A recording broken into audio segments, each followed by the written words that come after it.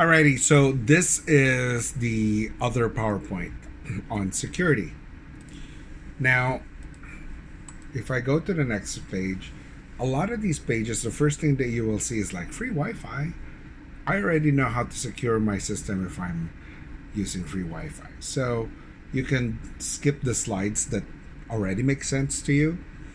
But for those who may not be familiar and you're opening a business, the last thing you want to do is to actually be doing all your transactions with your credit card in a public domain, a public network, wherein there's a possibility of another company, another individual or a hacker phishing your information. So I wouldn't do that if I'm at the Eaton Center food court, for example, or at Yorkdale, or even at a Starbucks, for example. Those places can potentially be locations for hackers. One example would be Dineen, which is at the CIBC building. And this was just about 2 days ago, I think. So one of my colleagues, who's a vice president at a bank, his personal information was siphoned off because he was doing transactions. He was buying tickets for a holiday, but he was typing his credit card information on his laptop and using the public Wi-Fi at CIBC at the Dineen area, and unfortunately, his information was siphoned off, and his credit card was stolen. So that has happened to me. On another option was through this devices and gadgets page on slide 4. The gadgets are not just your own gadgets. There should be an inclusion here of the gadgets that you use in stores that may not be the most reputable one. I happen to go to a convenience store with a gas station, you know how they're always connected. And I was driving from London to Toronto, and I had to use to get gas, but also to buy a lottery ticket. And I used my credit card, and my credit card on pretty much about an hour after I used the credit card was used in SAC, which is the LCBO in Montreal, and the bank called me immediately saying, "Did you spend $900 on liquor in the middle of the day?" And I'm like, "No, one, I don't drink. Two, I wouldn't spend that much if I drink." And it was horrifying because I was afraid my identity would have been stolen. So that's kind of one example there. There's also malware that you've already known, I'm sure. Some virus checkers are always available, and I would always suggest you to actually have one for any of your devices because that's important. Identity theft is horrible. It's a horrible experience if you've known somebody who has had that, and it's something that you would want to protect yourself from doing so. And it could be as simple as using your email address, right? So it's very easy to figure out people's backgrounds at this point. There's a large company called I'm drawing a blank. Spokio, that's what it is. So Spokio is one of the largest people search white page search company in the world. That's SPOKEO, and they are hired by HR companies to essentially look for any potential challenges that they can have for any of their new hires before they hire them. So Spokio can also be used by hackers and people with bad intent in getting your information. So it's something to ensure you protect yourself. And you can always kind of search yourself on Spokio and see what information is going out there. All right, advertising is an interesting component when it comes to spam or any advertisement that can potentially be a Trojan horse type of an advertisement. So it's something to consider, not just a consumer, but when you're working with a third party to actually send these messages to potential clients. Okay.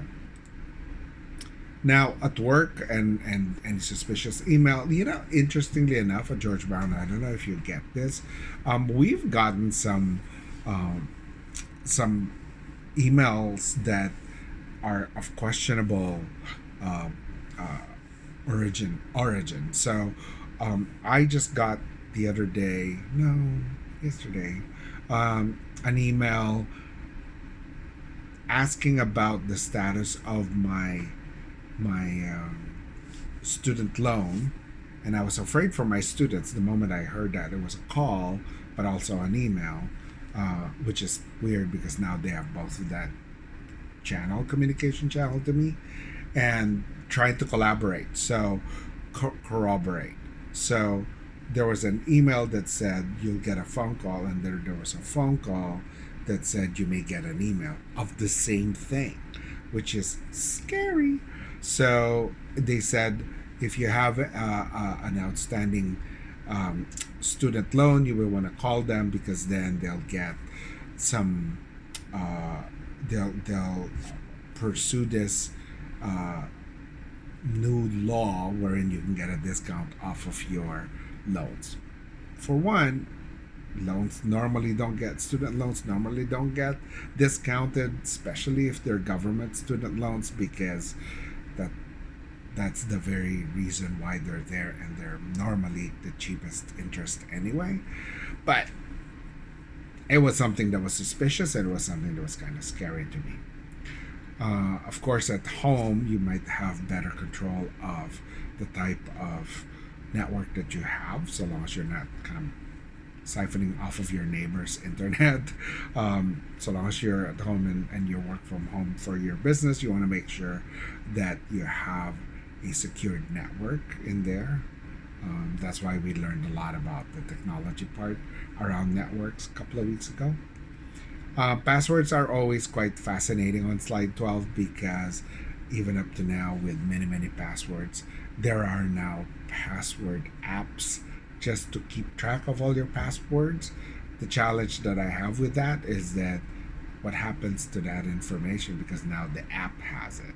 So I'm always worried about those things, and I create these mnemonics and something that is so out of who I am, so that even if I'm profiled, my passwords would not be profiled because they're so far away from my interest or any of those things. So it's kind of how you create passwords that are not as easily hackable.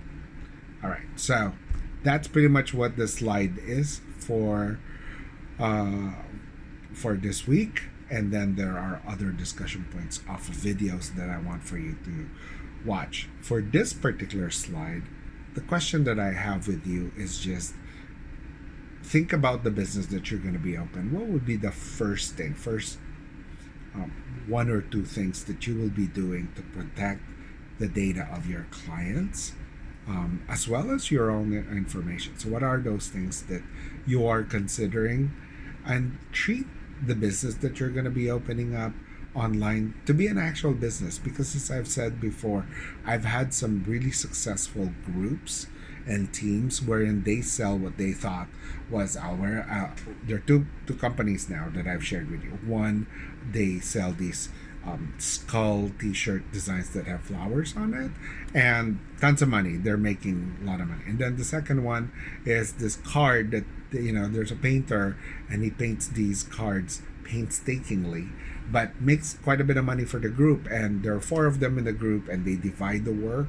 So one of them will do marketing, the other one will do all the operations, website stuff, whatever, and then there's one that will do all of the drawings, and then the fourth one will actually manage the expansion of it. So they're now trying to get another person to do more of the work, so that then one will do the basic design, and then have other designers that will recreate that so that it can replicate itself. But they've been emailing me through these years, and it's now been a year old, and they're making anywhere from $300 to $400 a month.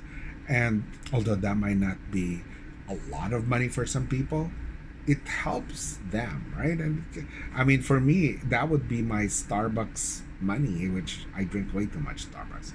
All right, so that's the question. If you don't mind answering that below, that would be great. And I'll have other ones coming up.